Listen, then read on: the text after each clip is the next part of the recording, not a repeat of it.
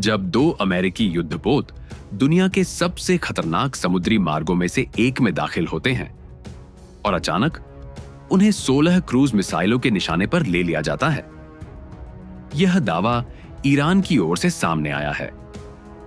Press TV की report के अनुसार 11 अप्रैल को स्ट्रेट ऑफ हॉर्मुज में एक बेहद तनावपूर्ण टकराव हुआ, जो दुनिया के सबसे महत्वपूर्ण तेल मार्गों में से एक है।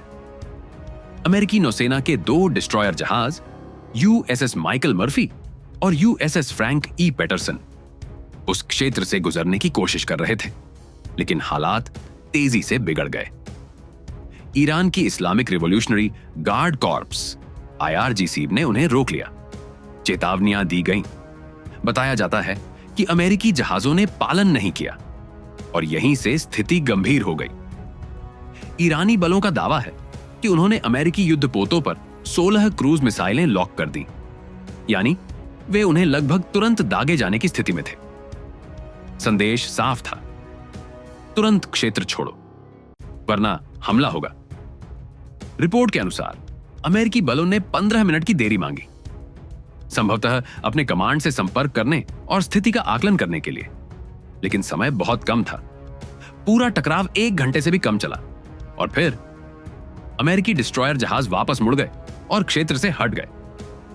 अब मामला और भी गंभीर हो जाता है। रिपोर्ट में दावा किया गया है कि यह केवल एक सामान्य नेविगेशन नहीं था, बल्कि एक बेहद जोखिम भरा ऑपरेशन था।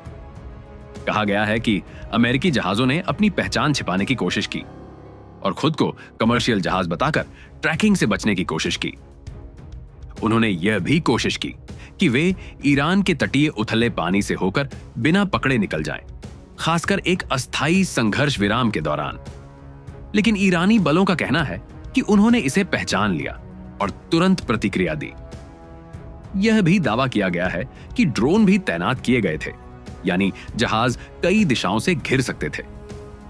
अब एक जरूरी सच, ये सभी दावे ईरानी राज्य मीडिया से आए हैं। इस बात की कोई स्वतंत्र पुष्टि नहीं है कि वास्तव में मिसाइलें लॉक की गई थीं या अमेरिकी जहाज तबाही के कगार पर थे। लेकिन अगर यह सच होता तो यह हाल के वर्षों में अमेरिका और ईरान के बीच सबसे खतरनाक टकरावों में से एक होता, जहां एक गलत कदम बड़े युद्ध को जन्म दे सकता था। तो क्या यह केवल शक्ति प्रदर्शन था या एक ऐसा पल जो लगभग बड़े संघर्ष में बदल सकता था?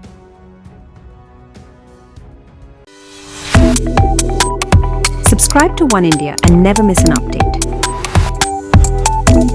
Download the One India app now.